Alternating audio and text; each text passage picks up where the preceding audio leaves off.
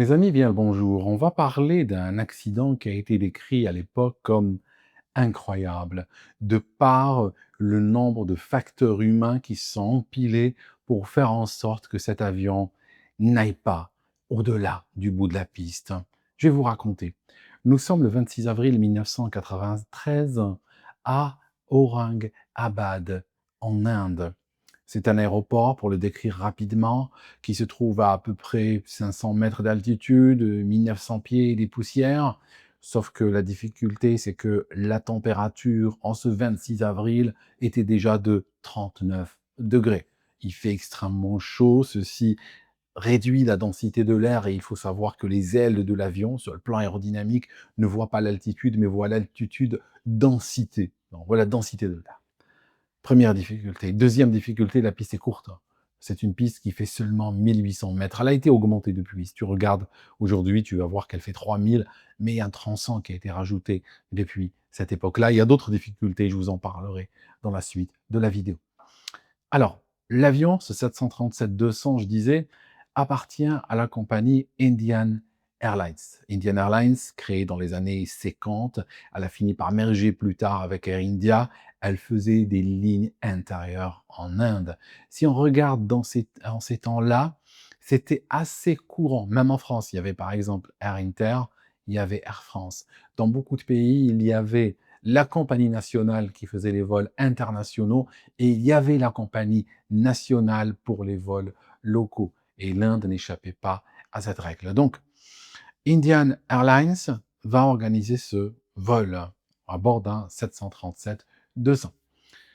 Indian Airlines, on en a parlé dans ce canal parce que c'était l'un des premiers clients en dehors de la France a acheté l'Airbus A320. C'est aussi le premier client à avoir écrasé un Airbus A320 en dehors de l'Europe. On ne parle pas de celui de Habsheim qui s'est écrasé, vous vous rappelez, on en a beaucoup parlé, y compris sur ce canal. C'était un vol de démonstration, ce n'était pas un vol commercial. Mais le premier accident d'un Airbus A320 en vol commercial, c'était Indian Airlines lors de l'approche les pilotes, pas habitués à cet avion ultra moderne pour son temps, eh bien, pensaient qu'il allait faire un certain nombre de choses. Donc, il y avait un problème de frontières, de délégation. Et puis, ils l'ont laissé et ils ont fini contre le sol. Donc, je disais, on a dans le cockpit de ce Boeing 737 un commandant de bord, 5000 heures de vol, une femme, 1200 heures de vol. Les 2 ont beaucoup de problèmes. Des problèmes, qui font que la compagnie a dû littéralement faire de l'acharnement thérapeutique pour les maintenir opérationnels, enfin marginalement opérationnels.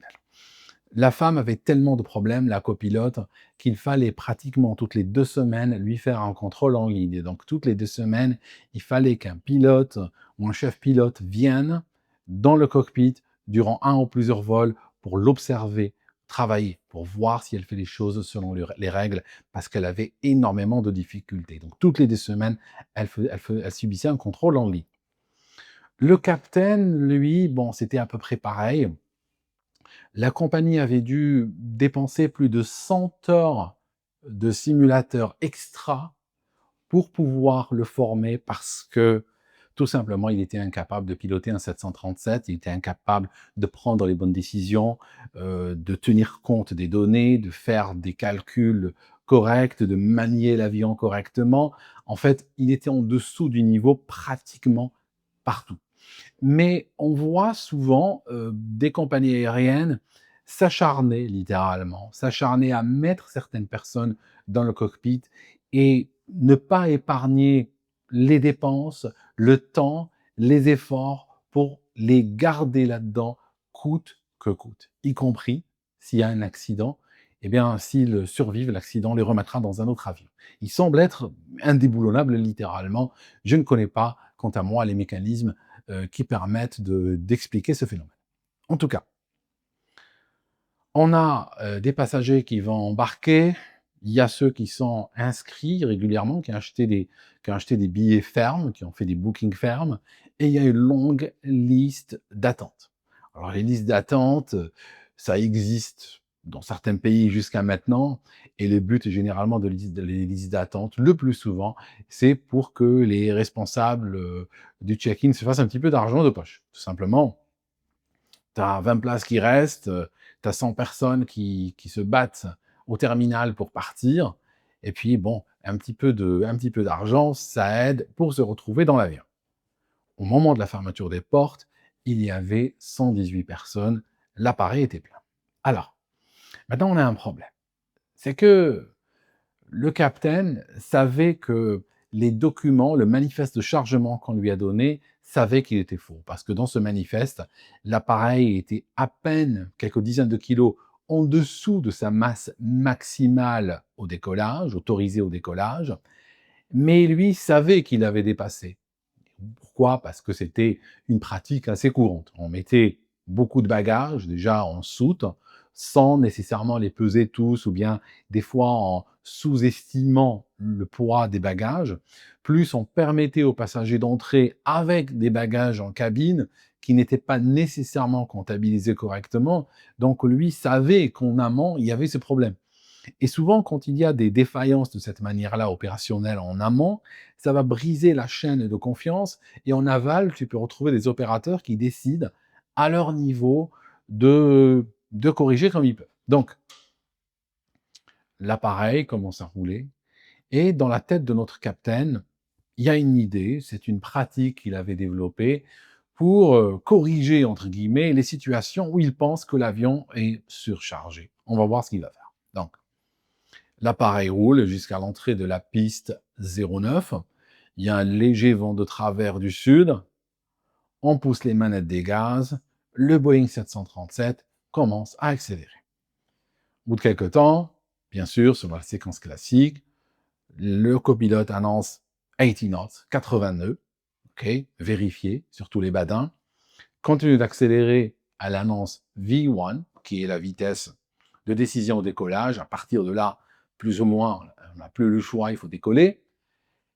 Elle annonce un peu plus tard la vitesse de rotation, donc c'est à cette vitesse-là que normalement le commandant qui faisait cette étape doit tirer sur le manche pour cabrer l'avion et l'enlever du sol. Eh bien, quand elle annonce la vitesse de rotation, lui ne fait rien. Il plaque l'avion au sol et il le maintient de cette manière-là. Il pensait à quoi? Je vais vous dire tout de suite. Pour lui, tout simplement, vu que l'avion est surchargé, eh bien, ce qu'on va faire au doigt mouillé, on va rajouter de la vitesse, au-delà de la vitesse calculée, et puis ça permet de compenser. Voilà. L'appareil continue d'accélérer pendant 7 secondes après la vitesse de rotation. Rappelez-vous, on a une piste qui ne fait que 1800 mètres, donc on a atteint au bout de 1300 mètres, grosso modo, il avait atteint la vitesse de rotation, et après il va continuer pendant 7 secondes. Vous imaginez bien que ceci va l'amener aux confins de la piste, pratiquement au grand chiffre de l'autre côté. Donc, il arrive pratiquement à 60 mètres de la piste quand il tire brutalement sur le manche pour arracher l'avion. L'avion se soulève à peine, et là, notre pilote voit autre chose. Je vais vous dire ce qu'il va voir. C'est que derrière le périmètre de l'aéroport, derrière le mur de périmètre, il y avait une route. C'est une route qui était très fréquentée. Mais voilà ce qui s'est passé, c'est qu'à une époque, on avait installé 2 barrières, façon passage à niveau, aux extrémités de la route. On avait mis des préposés qui écoutaient à la radio, et quand ils savaient qu'il y avait des manœuvres pour l'atterrissage ou pour le décollage, ce qu'ils faisaient, c'est qu'ils fermaient la route, permettant aux avions de manœuvrer avec de meilleures conditions de sécurité. Cette fois-ci, notre avion est à peine cabré que le pilote réalise qu'il y a un camion plein de coton qui est en train de passer. Les camions qui sont chargés de coton, comme le coton est léger, on a tendance à les charger très haut. Donc le camion était chargé assez haut. Dans la panique, ce qu'il fait, le capitaine, il va tirer brutalement sur le manche. Donc il va arriver avec le manche embuté.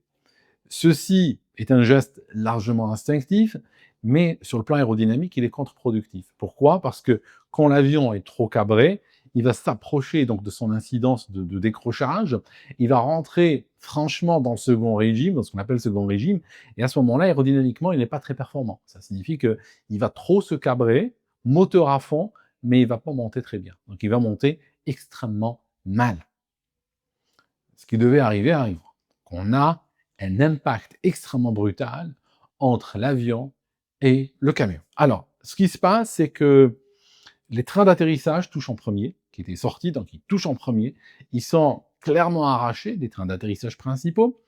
Par la suite, l'un d'eux rebondit contre l'empennage. L'empennage touche également le camion. Et ce qui va se passer, c'est que si on regarde le plan horizontal réglable à l'arrière, au niveau de l'empennage, eh bien sur le côté gauche, l'avion perd 2,5 mètres. Sur le côté droit, l'avion perd 3 mètres. Ça signifie qu'il n'y a plus maintenant d'autorité pour contrôler convenablement l'appareil.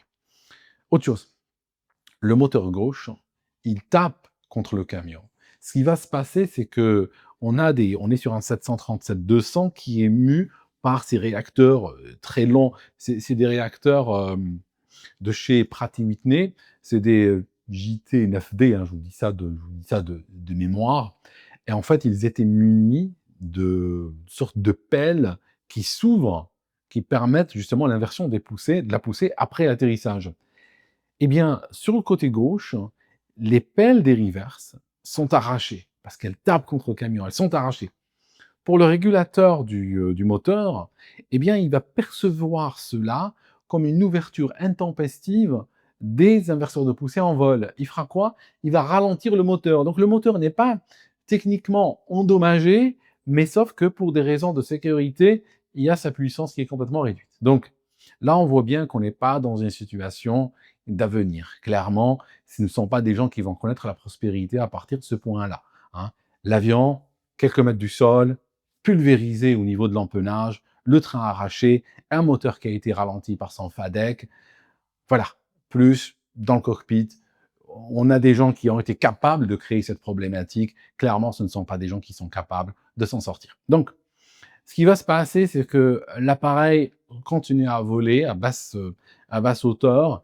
Il va taper sur une ligne électrique, sur un rideau d'arbres, et il tombe au sol. Au passage, le conducteur du camion est sain et sauf. Une fois que l'avion tombe au sol, eh bien, il prend feu immédiatement. Il était chargé de carburant, il va prendre feu. Un détail, c'est que normalement, quand les gens sont assis au niveau des issues de secours, il y a toujours un P1C, hein, une hôtesse de l'air ou autre qui va arriver, qui va leur expliquer comment ouvrir l'issue de secours et qui va aussi vérifier quelque part visuellement que ce sont des gens qui sont capables de le faire. S'il y a un enfant, s'il y a un adulte handicapé, s'il y a quelqu'un qui ne comprend pas, tout ça, généralement, on va le prendre et le déplacer ailleurs. On ne laissera pas cette personne à une issue de secours. Sauf que ce briefing n'a pas été fait. Ce qui fait qu'une fois que l'avion tombe au sol, et puis il est cassé en partie, eh bien, les gens qui sont assis au niveau des issues de secours ne réalisent même pas que la porte peut s'ouvrir facilement, qu'il suffit de l'ouvrir, de la jeter dehors et y aller. Donc, les issues de secours ne sont pas ouvertes. Ceci va, bien sûr, perturber l'évacuation des passagers. Alors, sur les 118 personnes qu'il y avait à bord, on a 55 morts. Donc 55 personnes vont trouver la mort dans le crash et l'incendie qui a suivi. Le copilote, commandant de bord, font partie des survivants. Ils sont juste un peu secoués, mais ils n'ont pas grand-chose. Le cockpit est largement intact, même s'il a été dévoré par les flammes plus tard. Donc ils réussissent à s'enfuir et s'éloigner de l'appareil. Plus tard, l'enquête va avoir du mal parce que tout simplement, on découvre que l'une des boîtes noires était en panne depuis très longtemps, même si le 737-200, celui-là, ce modèle en particulier, avait 18 ans. OK, c'est correct encore pour un avion de ligne, mais la maintenance ne suivait pas. Donc, l'une des boîtes noires ne fonctionnait pas. Celle qui enregistre les voix, elle, fonctionnait. On découvre aussi une chose étrange, c'est que quand les enquêteurs vont demander au service des opérations de leur donner le manifeste de chargement, parce que normalement il est rempli à plusieurs exemplaires, dont un exemplaire reste dans l'avion. Donc l'exemplaire qui était dans l'avion a été détruit par l'incendie. Par contre, l'exemplaire au sol, quand on leur demande, ils disent on l'a détruit, on l'a jeté parce que nous, le vol est parti, pour nous ça n'avait aucun intérêt, on l'a détruit. Bien sûr, c'est une réponse de très mauvaise foi, parce que quand les enquêteurs leur disent dans ce cas-là, donnez-nous les manifestes de chargement des autres avions qui sont partis ce jour-là, ils étaient tous présents. Tous les manifestes étaient présents, excepté de cet avion qui s'était écrasé. Alors par la suite, il y a eu un procès, tout ça. On réalise que le capitaine est incapable d'articuler. On réalise que c'est quelqu'un qui peut même pas parler correctement. On réalise qu'il est complètement intellectuellement et cognitivement, il est littéralement en hors-jeu, hein. Il a du mal, ne serait-ce qu'à répondre aux questions simples. Que s'est-il passé par la suite? Alors pour lui, j'arrive pas à retrouver sa trace. J'imagine, sans beaucoup de peine, qu'il a dû être recyclé dans une autre compagnie aérienne. La copilote, elle a eu une carrière brillante par la suite. Elle a été intégrée chez Air India, elle est devenue capitaine et puis, elle a volé sur Airbus, sur Boeing et tout ça. Donc voilà, généralement, parce que je vous le dis, parce que souvent les gens me demandent: «Que s'est-il passé pour les pilotes, survivants?» Eh bien, selon comment ça ne touche pas, leur carrière outre mesure, en particulier quand ils ont des protections béton. Tout simplement, on va les faire disparaître pendant quelque temps et dès que ça se calme, on leur achète un uniforme neuf et puis on les remet dans un autre avion. Donc voilà mes amis, c'était juste un accident. Et si on regarde l'empilement des problèmes, c'est absolument incroyable. Il y a rien ce jour-là, il y a rien qui a fonctionné comme il devrait et l'avion qui était en très bon état aurait pu décoller, je vous dis un truc, malgré la surcharge. S'il avait tiré le manche à la vitesse de rotation, malgré la surcharge, l'avion aurait quitté le sol, peut-être un peu plus lentement, mais il aurait quitté le sol quand même. Il serait passé largement au-dessus du camion et il serait arrivé à destination. Merci à tous ceux qui soutiennent ce canal sur Patreon, qui soutiennent en s'abonnant à la partie payante, qui a des vidéos exclusives, mais c'est pas la question n'est pas la question de vidéos exclusives. La question, c'est vraiment permettre à ce canal de continuer à exister. Merci encore et on se voit dans la prochaine vidéo.